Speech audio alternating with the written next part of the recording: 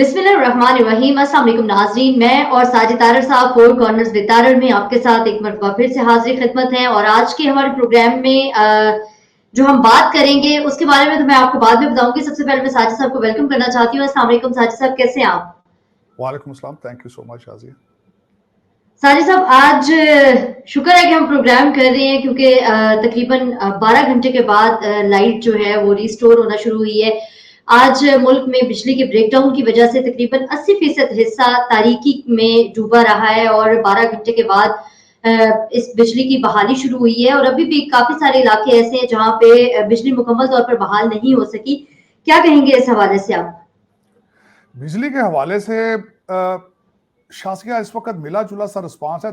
पाकिस्तान में तो लोगों ने सबसे ज्यादा जो तकलीफ महसूस की है क्योंकि उनके सेल फोन चार्ज नहीं हो रहे थे, और कराची के अंदर सबसे ज्यादा तकलीफ का मसला यह था, और कई इलाकों में तकलीफ का मसला यह था कि वहां पे बिजली ना होने की वजह से पानी पीने का पानी नहीं मिल रहा था, क्योंकि पानी के लिए भी जो पीने का वाला पानी जो है वो भी आता है, ट्यूबवेल चलते हैं, इलेक्ट्रिक उसके पीछे है। मुख्तलिफ किस्म की चाहे मगोइयाँ होती रही, मीम्स बनते रहे मुख्तलिफ किस्म के, और उसमें बिलखसूस कई बड़े इंटरेस्टिंग थे। कुछ लोगों ने कहा कि शायद IMF के पैसे नहीं दिए तो वो मीटर काट के ले गए हैं, इस तरह की चीजें भी चलती रही। लेकिन अफसोस की बात यह है कि एक कंट्री में इतने घंटे के लिए बिजली नहीं थी। लेकिन मेरे ख्याल में ये डिफॉल्ट की या तो एक्सरसाइज की जा रही है, क्योंकि श्रीलंका के अंदर भी यही था, जब डिफॉल्ट हुआ था तो वो 18-18 घंटे लोड शेडिंग होती थी वहां पे। तो शायद ये कौम को तैयार किया जा रहा है ज़हनी तौर पे, because we are moving towards it. हमारे जो ये कहते थे brother Islamic country like Saudis और UAE और दूसरे हमें बेल आउट करेंगे। डार साहब हमारे आर्मी चीफ बड़े इंटरेस्टेड थे, चक्कर लगाया जिनेवा में, बड़ा सक्सेसफुल कहते थे जी हम इतने बिलियन ले आए हैं, लेकिन सारे प्लेजेस हैं, लोन्स हैं, और अभी तक उसमें से कुछ भी नहीं है। ज्यादातर ममालिक का जोर था कि जब तक आप IMF के प्रोग्राम के अंदर नहीं होंगे हम आपको पैसे नहीं देंगे। IMF का जो प्रोग्राम है वो बड़ा एक कड़वा किस्म का प्रोग्राम है, उसके लिए 380 अरब रुपए के टैक्सेस लगाने जरूरी हैं। अगर लगेंगे तो आपकी चीखें वॉशिंगटन DC तक सुनी जाएंगी।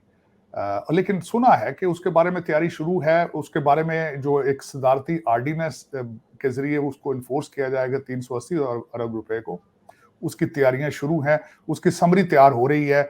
हमारे वजीर आजम शहबाज शरीफ साहब दिन में 2-2 मीटिंग्स कर रहे हैं FBR के साथ, और दूसरे जो रिलेटेड डिपार्टमेंट है, दे आर गेटिंग सीरियस। मेरा ख्याल है IMF का प्रोग्राम जो है उसके बगैर पाकिस्तान के पास कोई चॉइस नहीं है। इस वक्त आपकी सूरत हाल इंतहाई खराब है, लोग बता नहीं रहे हैं, पता नहीं चल रहा है, आपकी रूलिंग एलीट को कोई अंदाजा नहीं है। हालांकि इस्लामाबाद, लाहौर, कराची में बातें हो रही हैं।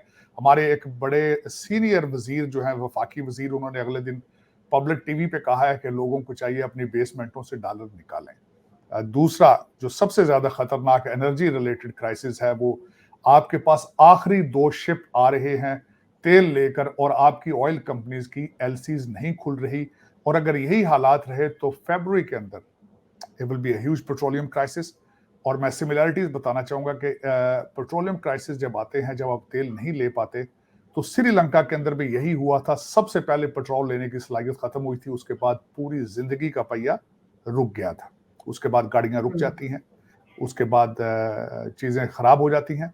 आपके हालात बल्कि उससे भी ज्यादा खराब मेरे अंदाजे के मुताबिक ये है। आपके शिपिंग मिनिस्टर ने कहा है कि इस वक्त तकरीबन 650 से 700 कंटेनर कराची में सी पोर्ट के ऊपर सड़ रहा है।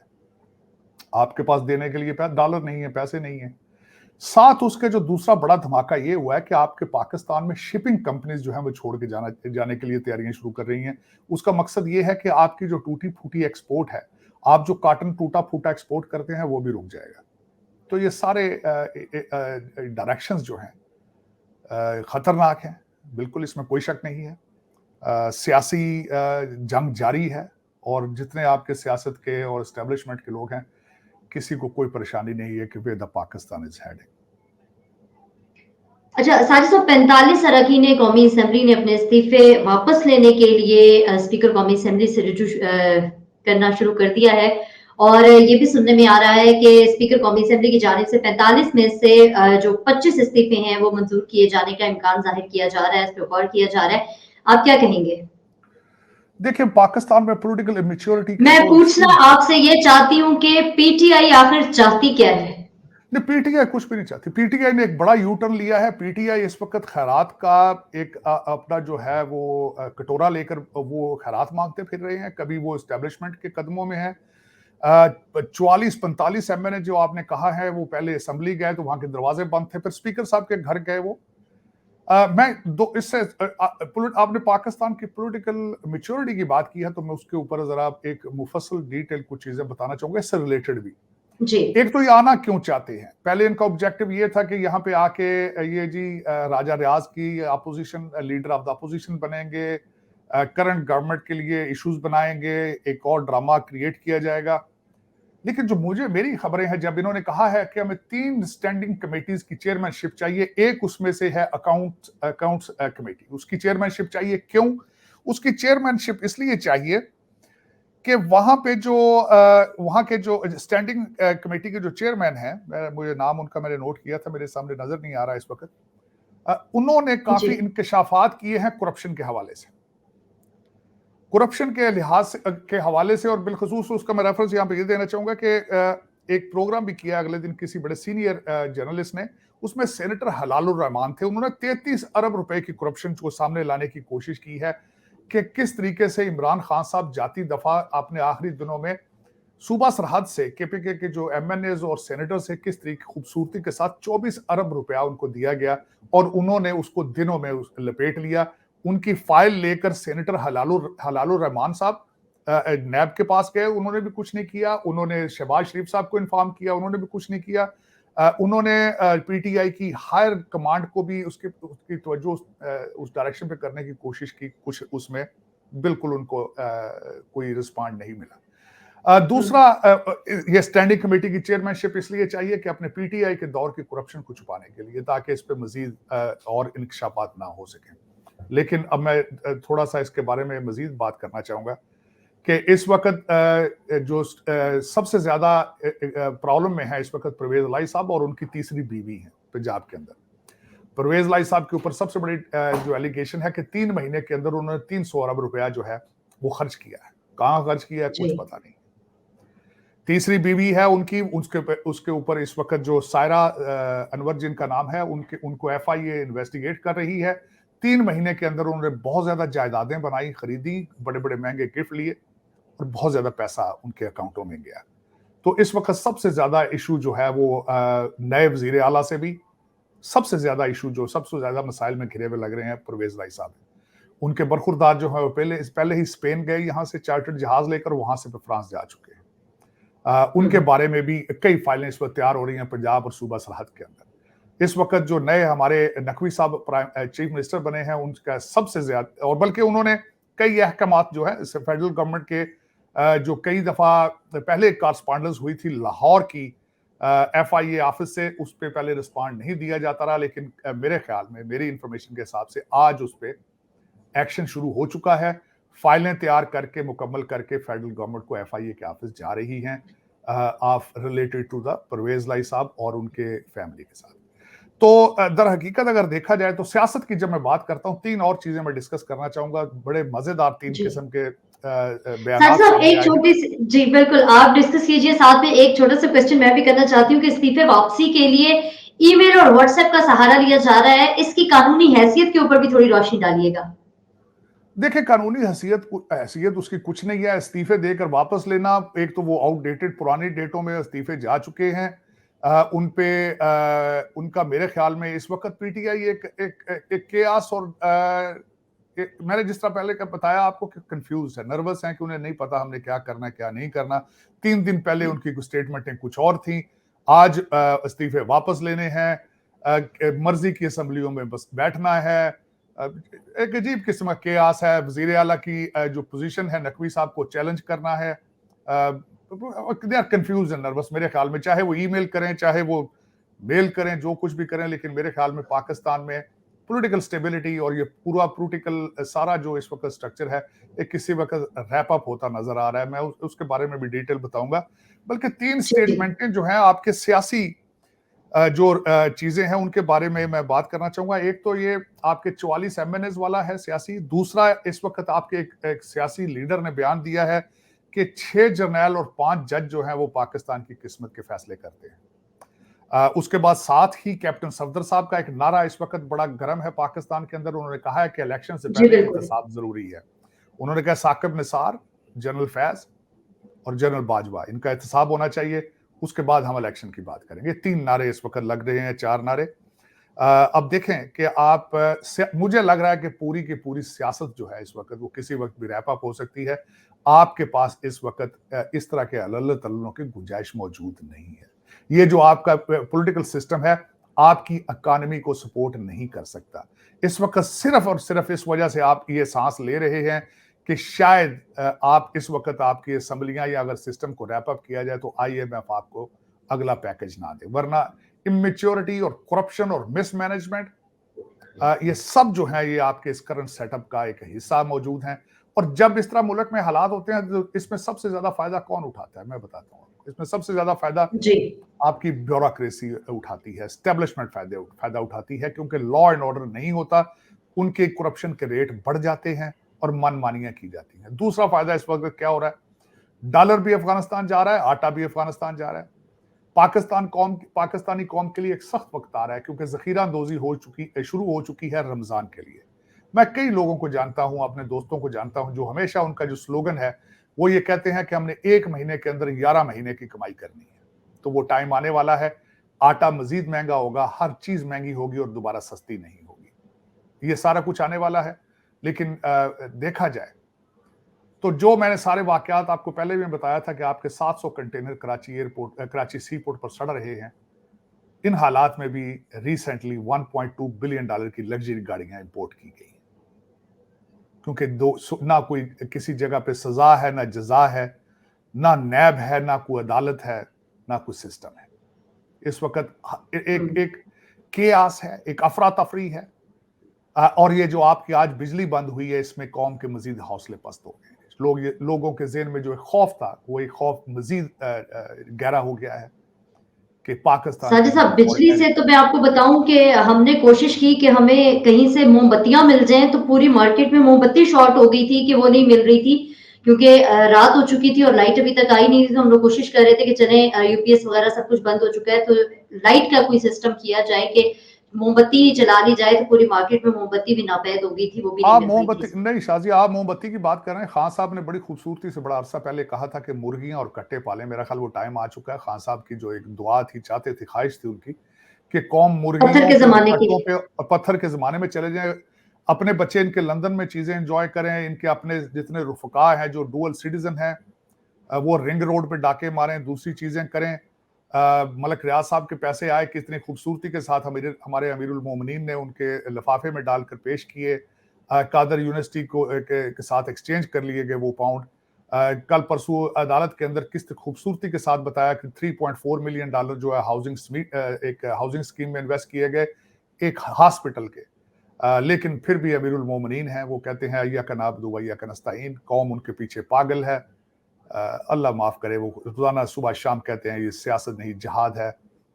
लेकिन ये नहीं एक्सप्लेन करते कि जिहाद कब फ़र्ज होता है, जिहाद का मतलब क्या है। ये बताने से कासर हैं, शायद उनको खुद भी ना पता हो कि जिहाद क्या है। साजिद साहब, पंजाब के निगरान वजीर आला के ऊपर भी उंगलियां उठाई जा रही हैं। जो नॉमिनेशन हुई उसके ऊपर इमरान खान साहब ने कहा है कि हम इस तकर्री के खिलाफ मुल्क भर में मुजाहिरे करेंगे। इसके ऊपर आप क्या कहना चाहेंगे? देखें, क्योंकि दो चीज इमरान मुजाहिर खान साहब का ये इल्जाम है, इमरान खान साहब का ये इल्जाम है कि मोहसिन नकवी साहब जो हैं वो पीटीआई हुकूमत गिराने में उनका एक अहम किरदार था, इसलिए वो उनके अगेंस्ट है। मुझे कुछ उसका कोई अंदाजा नहीं है, लेकिन मैं ये इतना मुझे ये जरूर पता है कि मोहसिन नकवी साहब की जो अपॉइंटमेंट है वो जरदारी साहब के प्रेशर की वजह से हुई है। जरदारी साहब का उसमें खासा रोल है, उनके रिलेशनशिप मोहसिन नकवी साहब के साथ काफी पुराने हैं। लेकिन मैं 2-4 चीजें इसके बारे में बताना चाहूंगा। एक तो खान साहब उसको चैलेंज जी करना करें, यही उनके पास चॉइस है। कराची में इलेक्शन हारे हैं तो वहां धांधली हो गई है। यहाँ ये बताना चाहूंगा, जहां इलेक्शन हारे हैं वहां कहते हैं धांधली है, फैसला गलत आ जाए तो अदालत गलत है। मर्जी है ना, कहते बादशाह आदमी है। लेकिन मैं इनकी हालत बताना चाहता हूँ कि खान साहब ने रिक्वेस्ट की थी कि गवर्नर हाउस के बाहर जब मोहसिन नकवी साहब अपना हल्फ उठाएं तो वहां पीटीआई के लौंडे लपाड़े जलसे जुलूस निकालें, आग लगाएं वहां पे। लेकिन वहां पे 1 दर्जन से ज्यादा लोग नहीं इकट्ठे हो सके। जब पंजाब पुलिस साथ ना हो, केपे के साथ ना हो, हेलीकॉप्टर ना हो, एजेंसियां साथ ना हो, सिस्टम का सरकारी पैसा बेदरेग आपके पास ना हो, तो फिर ये होता है कि पंजाब गवर्नर हाउस के सामने एक दर्जन भी लोग नहीं आ सके। ये पार्टी जो है, ज्यादातर इसकी पार्टी का जोर जो है सिर्फ सोशल मीडिया पे है, टिकटॉक और ट्वीट के ऊपर जोर है, और उनसे ना खाना मिलता है ना वोट मिलते हैं। तो खान साहब ने सिर्फ इन्हीं के साथ डिसएग्रीमेंट नहीं है, कराची का इलेक्शन भी कहते हैं वहां पे धांधली हुई है, क्योंकि वहां पे ये जीत नहीं सके। और उसके बाद ये बताना चाहूंगा कि मोहसिन नकवी साहब के बारे में बड़ा मिला जुला सा तासर है। जर्नलिज्म, CNN, हर पार्टी के साथ उनके रिलेशनशिप, चौधरी बरादरान के साथ सब कुछ। लेकिन देखें, इस सिस्टम ने आगे चलना है, जैसे भी चले, चाहे मोहसिन नकवी साहब चलाएं, कोई और चलाए, लेकिन किसी भी सिस्टम, जो भी इनके साथ आ रही चीजें, इस वक्त आपके हालात सियासी नहीं है, मुआशी हालात खराब है, उसके लिए किसी के पास कोई लाहेमल मौजूद नहीं है। आपको एक मुआशी इमरजेंसी की जरूरत है, लेकिन वो कौन लगाएगा, कौन करेगा? मेरी नजर में ना सिर्फ मैं, बल्कि कई सीनियर जर्नलिस्ट इस वक्त पाकिस्तान में, जो ज्यादातर जो अहले दानिश हैं, वो ये समझते हैं कि आपको सख्त हुकूमत की जरूरत है। सख्त हुकूमत कौन ला सकता है? या तो सेटअप लाया जाए एक टेक्नोक्रेट्स का, जिनको इख्तियार दिए जाएं, या फिर मार्शल लगाया जाए जो सख्त फैसले करे, क्योंकि सख्त फैसले करना इनके बस की बात नहीं है। ना ये सिंसियर है, ना ये ज्यादातर पाकिस्तानी सिटीजन है। मैं दुख के साथ कहूंगा, राणा साहब को लंदन में जाके पाकिस्तान का हल ढूंढना पड़ रहा है। सारी की सारी कैबिनेट उठ के चली जाती है लंदन। आपके जो नंबर 2 वजीर आजम है शहबाज शरीफ साहब, वो भी लंदन से जाके फैसले कराते हैं। पाकिस्तान के अंदर फैसले क्यों नहीं हो रहे हैं इस वक्त? ये एक मसला है, इशू है, और जब तक ये नहीं होगा तब तक पाकिस्तान नहीं बच सकेगा। इस वक्त पाकिस्तान के अंदर किसी भी सियासी पार्टी के पास पाकिस्तान का हल मौजूद नहीं है, तो फिर इस सिस्टम को आगे किस तरह चलना होगा, कैसे चल सकेगा? क्योंकि किसी पार्टी के पास इकोनॉमिक सोल्यूशन इस पाकिस्तान का मौजूद नहीं है। वो उसके लिए सख्त फैसलों की जरूरत है। अब मैं सख्त फैसले वो भी थोड़े से डिफाइन करना चाहूंगा। IMF के 2-3 8 पॉइंट उनके सामने है। कुछ पॉइंट उन्होंने पब्लिक किए हैं, कुछ पॉइंट पब्लिक नहीं किए। सबसे बड़ा पॉइंट ये है कि इस वक्त आपके डॉलर का रेट जो है, वो आपकी ओपन मार्केट में 40 रुपए का फर्क है।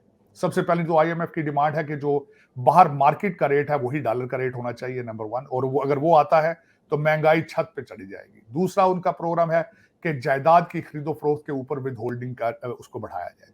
तीसरा उनका जो डिमांड है कि इस वक्त बैंकों के अंदर 50,000 रुपए से डेली अगर किसी ने विड्रॉल करना है तो उस पर टैक्स लगाया जाए।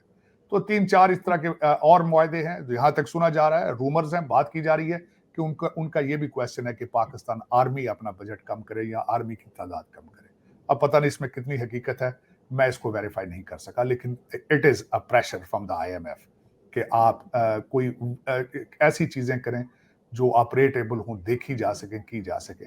और इस वक्त ख्याल किया जा रहा है कि पाकिस्तान के अंदर लोगों ने डॉलर, पाउंड और यूरो जो है अपनी बेसमेंटों में, अपने तकियों सरानों के अंदर, जो साहिब इख्तियार हैं, जो रूलिंग एलीट है, जो डुअल सिटीजन है, उन्होंने दबा के रखे हुए हैं। ये भी सोचा जा रहा है, कहा जा रहा है, और ये कहां तक सच है, आने वाले दिन बताएंगे।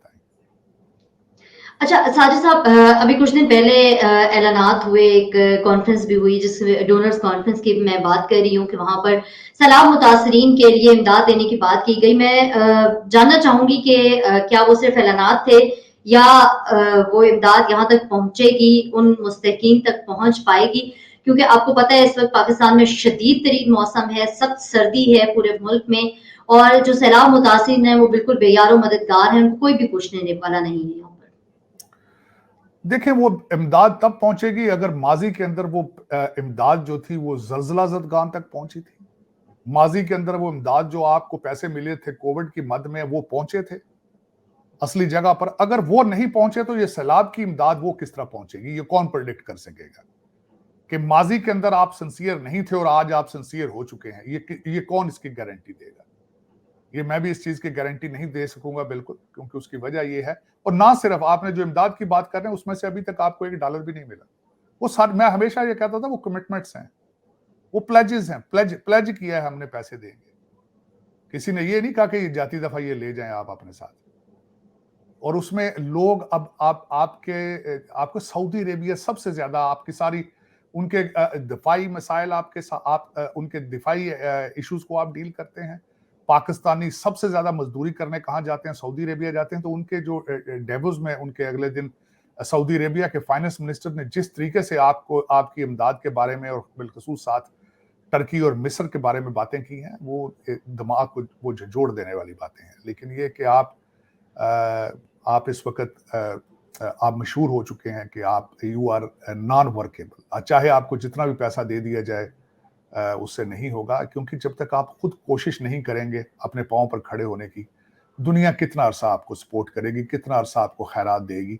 और दुनिया देख चुकी है, जो खैरात आपको देते हैं वो सीधी दुबई और लंदन चली जाती है, वो पाकिस्तान नहीं पहुंचती। हर पाकिस्तानी को पता है। देखें शाजिया, मैं एक और भी बात कहना चाहता हूं, हम जो बातें कर रहे हैं आज बैठ कर, ये कोई नई बात नहीं है। पाकिस्तान में इस वक्त हर पाकिस्तानी, चाहे अमीर है गरीब है, उसके हाथ में कंप्यूटर है, स्मार्टफोन है, उसको बिल्कुल पता है कि पाकिस्तान के अंदर क्या हो रहा है, उनके साथ माजी में कितने धोखे हुए हैं और आगे उनके साथ धोखे कौन करेगा। अफसोस वाली बात है, वो करना ना तो वो चाहता है ना कर सकता है। उनको ये मदारी लोग जो जिस तरह बसों के अड्डों के ऊपर बैठ के वो चीजें बेच रहे होते हैं, इसी तरह के सियासतदान हैं। कभी उनको इस्लाम बेचते हैं, कभी उनको गद्दारी का कुछ बताते हैं, कभी कुछ बताते हैं, कभी कहते हैं यहाँ पे यहाँ कहते थे बाहर से आके लोग जाबें करेंगे, कहते थे यहाँ पे दूध की नहरें होंगी। आज भी यही कहा जा रहा है, आज भी कहिए हम वहां से इतने यूनिवर्सिटियों का जाल होगा, यहाँ पर डैम्स बनेंगे, बहुत सारे ख्वाब दिखाए गए थे। शाजिया एक एमएनए थे, वो उन्होंने चीख चीख के गला फाड़ के असेंबली के अंदर कहा था कि हम आईएमएफ के मुंह पे इतने पैसे मारेंगे, हम ये कर देंगे, हम वो कर देंगे। कोई कहता था जरदारी का पेड़ फाड़ देंगे, कोई कहते थे सड़कों के ऊपर ला के जलील करेंगे। लेकिन सब जो है वो इकट्ठे हैं, सब लूटने के लिए एक अलायंस है, और उसमें सिर्फ सियासतदान नहीं है, उसके अंदर हर पाकिस्तानी जो साहिब इख्तियार है, जिसके हाथ में कुछ आ जाता है वो छोड़ता नहीं है, क्योंकि आपने किरदार साजी खत्म कर दी, शराफत खत्म कर दी। You are not collapsing as a country, you are collapsing as a society. Society के अंदर रिस्पेक्ट नहीं है, सोसाइटी के अंदर किरदार साजी नहीं है। तो यही वजह है। उसके बाद आज आपके, मैं खासकर इस हवाले से आखिर पे ये सिर्फ इतनी बात कहूंगा कि आपके जस्टिस फायज ईसा साहब ने आज बड़ा अच्छी एक बात कही। उन्होंने कहा कि prime minister of England, UK, उसको सीट बेल्ट ना बांधने पर पुलिस ने टिकट दे दिया, लेकिन पाकिस्तान के अंदर एक डिप्टी कमिश्नर की पोजीशन या उसके ठाट वाट, उसको भी टिकट नहीं दिया जा सकता। तो पाकिस्तान में देखें कितने डिप्टी कमिश्नर हैं, हजारों के हिसाब से, लाखों के हिसाब से। तो एज ए सोसाइटी आप कोलैप्स कर रहे हैं, नॉट एज अ कंट्री। और जाहिर है जब आप एज ए सोसाइटी कोलैप्स करेंगे तो कंट्री साथ ही नीचे गिरेगा।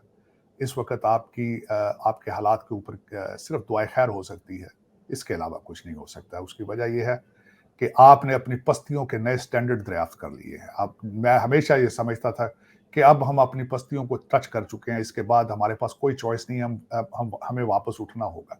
लेकिन आप नए से नए गहराइयां ढूंढते जा रहे हैं पस्तियों में।